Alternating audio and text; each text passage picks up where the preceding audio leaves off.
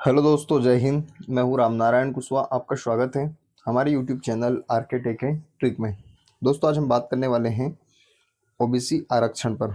OBC आरक्षण जो कि 27% है और इसका पूरा मामला क्या है, साथ ही दोस्तों कोर्ट ने क्या आदेश दिया है और 13 और 87% वाला मामला क्या है, इसको भी हम समझने वाले हैं सबसे आसान शब्दों में।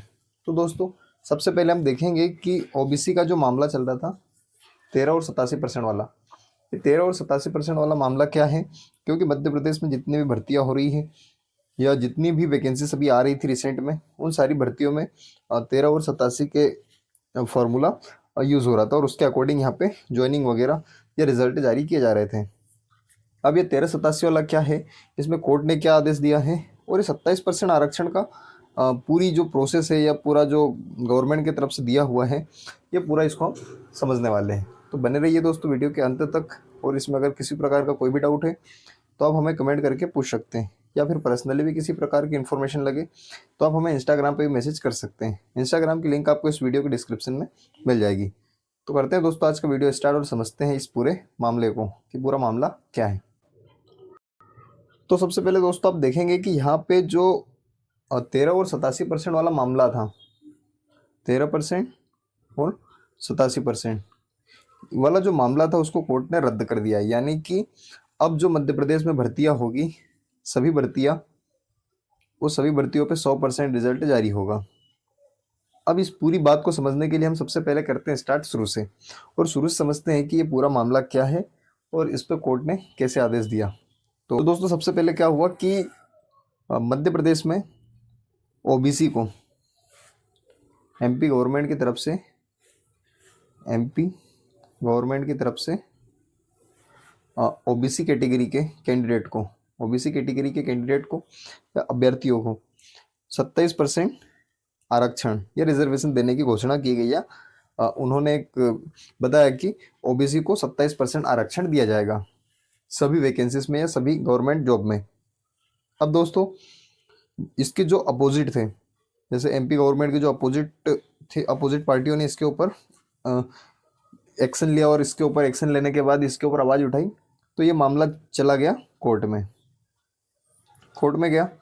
अब कोर्ट में गया तो कोर्ट में क्या हुआ कि सबसे पहले तो 14% रिजर्वेशन या 14% आरक्षण ओबीसी कैटेगरी को मिल रहा था, ओबीसी कैटेगरी को मिल रहा था।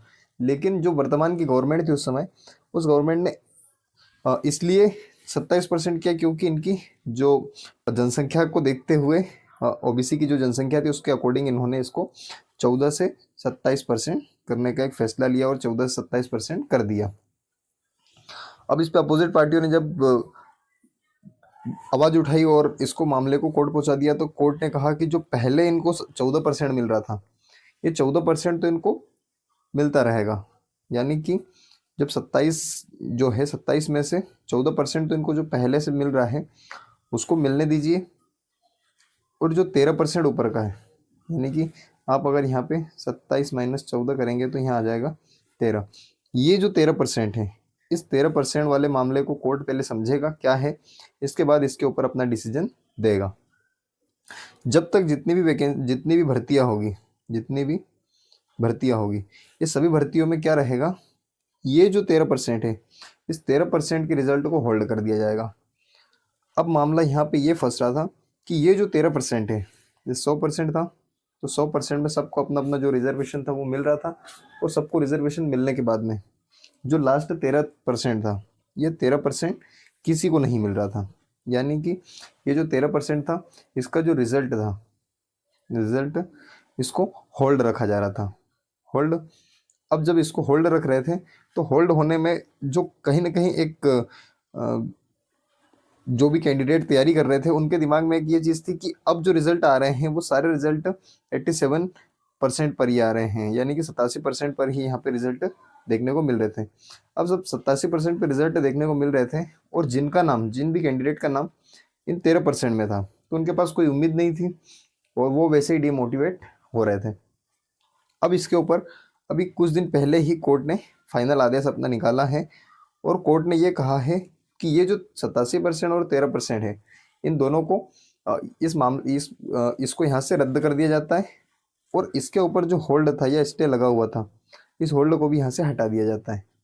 अब क्या होगा, अब जितनी भी वैकेंसी होगी, भर्तियाँ जितनी भी होगी मध्य प्रदेश में, उन सभी भर्तियों में ये जो स्टे लगा हुआ था, इस स्टे को हटा करके और अब 100% रिजल्ट जारी किया जाएगा। यानी कि जो 14% पहले मिलता था और उसके बाद जो 13 की बात हो रही थी, ये 13% भी मिलेगा, 14 भी। यानी कि अब ओबीसी कैटेगरी को या ओबीसी कैटेगरी के जितने भी कैंडिडेट हैं, इन सभी कैंडिडेट को 27% आरक्षण मिलेगा। तो ओबीसी वालों के लिए एक बड़ी खुशखबरी थी कि उनको 27% आरक्षण मिल रहा है। और जो 13% वाले अभी तक के रुके हुए थे, क्योंकि चूंकि होल्ड पे था, तो हर जो जितनी भी वैकेंसी वगैरह हो रही थी, भर्तियां हो रही थी, उनमें क्या था कि जो 13% था, इस 13% को होल्ड कर दिया जाता था। जैसे आप देखेंगे कि पटवारी वगैरह हो गया, पटवारी, टीचर, तो इस टाइप से जितनी भी वैकेंसी थी, इनमें सब में ये मामला यहाँ पे अटका हुआ था।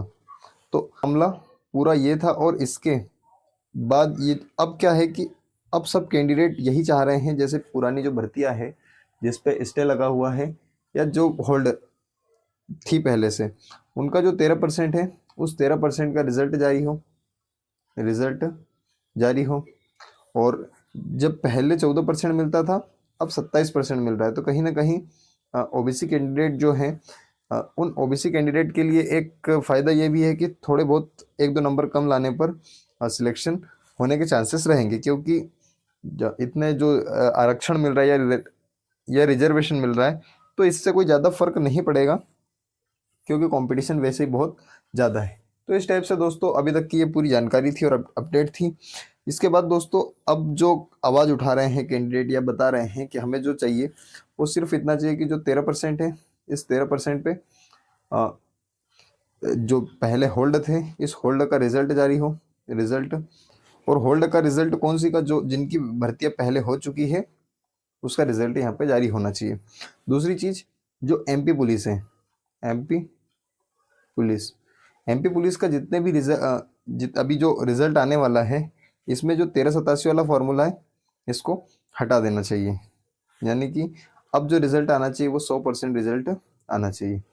तो इस टाइप से अभी 2-3 चीज़ें जो बहुत ज़्यादा सामने आ रही है। अब जो कोर्ट ने कहा, तो कोर्ट ने ये बताया कि जो स्टे था, यानी कि सबसे पहले जब गवर्नमेंट ने 27% आरक्षण किया था, तो उसमें जो कोर्ट था, कोर्ट को इसमें कोई भी आपत्ति नहीं थी। कोर्ट ने इस पर कोई भी अपने तरफ से कुछ भी आपत्ति नहीं जताई थी।